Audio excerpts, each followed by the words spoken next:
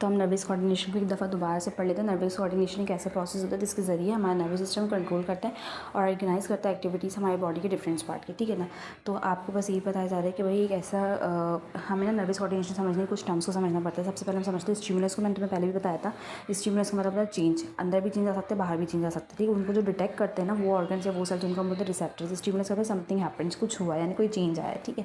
Receptors क्या होते हैं, ये सेंस ऑर्गन्स होते हैं जो कि क्या करते हैं, चेंज को डिटेक्ट करते हैं। ये क्या होते हैं, सेंसरी ऑर्गन्स भी हो सकते हैं, किसी कोई सेल भी हो सकते हैं और किसी ऑर्गन के एंडिंग भी हो सकते हैं जो कि क्या करते हैं, चेंज को डिटेक्ट करते हैं। अब नर्व इम्पल्स क्या होता है भाई, देखो न्यूरॉन जो क्या नाम है, न्यूरॉन जो इलेक्ट्रिकल सिग्नल जनरेट करते हैं ना उसको हम क्या बोलते हैं, नर्व इम्पल्स। उसको हम क्या बोलते हैं, नर्व इम्पल्स बोलते हैं। और जो हमारे न्यूरॉन्स आपस में जो कम्युनिकेट करते हैं ना वो नर्व इम्पल्स के थ्रू ही कम्युनिकेट कर रहे हैं। समझ आ रही बात। अगर सपोज कर लो कि तुम भी न्यूरॉन और मैं भी न्यूरॉन ना, तो मैं और तुम आपस में जो कोऑर्डिनेट करेंगे वो नर्व इम्पल्स के थ्रू कोऑर्डिनेट करेंगे, ठीक है। नर्व इम्पल्स क्या होते हैं, messages travel through nerves to the brain और स्पाइनल कॉर्ड। वो मैसेजेस जो कि ट्रैवल करते हैं नर्व्स के जरिए, ठीक है।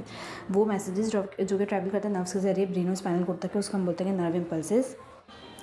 Processing the brain interprets the information. जाहिर सी बात है, हमारा जो प्रोसेस होता है वो कहाँ पे होता है, हमारे ब्रेन में होता है। और जो अगर रिफ्लेक्स एक्शन की बात करें तो उसमें हमारा स्पाइनल कोड इन्वॉल्व होता है, उसमें हमारा ब्रेन इन्वॉल्व नहीं होता। लेकिन बाद में ब्रेन को पता चल जाता है कि हाँ रिफ्लेक्स एक्शन हुआ था, कुछ हुआ था, ठीक है। बहरहाल रिफ्लेक्स एक्शन जब पढ़ेंगे तो हम समझने रिस्पॉन्स करते हैं, signals are send to muscles और ग्लैंड्स टू एक्ट। बेसिकली तुम्हें नर्वस कोऑर्डिनेशन समझाना चाहेंगे। नर्वस कोऑर्डिनेशन में होता क्या है, तो नर्वस कोऑर्डिनेशन कुछ ऐसा होता है कि सबसे पहले चेंज होता है, एक्सटर्नल एनवायरनमेंट में चेंज है या इंटरनल एनवायरनमेंट में चेंज है, बस चेंज आ गया। जैसे चेंज आएगा रिसेप्टर्स उसको क्या करेंगे, डिटेक्ट करेंगे और डिटेक्ट करने के बाद क्या करेंगे, वो इन्फॉर्मेशन सीएनएस तक लेके जाएंगे। सीएनएस क्या होता है, आपका सेंट्रल नर्वस सिस्टम। आपका सेंट्रल नर्वस सिस्टम में दो मेन कंपोनेंट्स हैं, एक है ब्रेन, दूसरा स्पाइनल कॉर्ड। दोनों में से किसी एक को दे देंगे।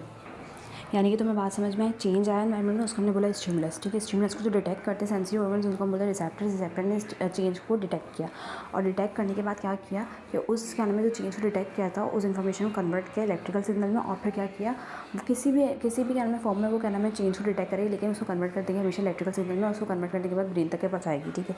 ब्रेन तक के पहुँचाने के बाद ब्रेन क्या करता है, प्रोसेस करता है, ठीक, प्रोसेसिंग होती है, ठीक है। इंटरप्रिटेशन होती है, वहाँ पे क्या नाम है रिस्पॉन्स जनरेट किया जाता है। रिस्पॉन्स जनरेट करने के बाद क्या होगा, जो क्या नाम है रिस्पॉन्स कर देते हैं ना, ऐसे ऑर्गन्स ऐसे सेल जो कि रिस्पॉन्स देते हैं उनको हम क्या बोलते हैं, इफेक्टर्स, ठीक है। Effectors are responsible to produce response, ठीक है ना, इन अ बॉडी और इन एनी सेल, ठीक है।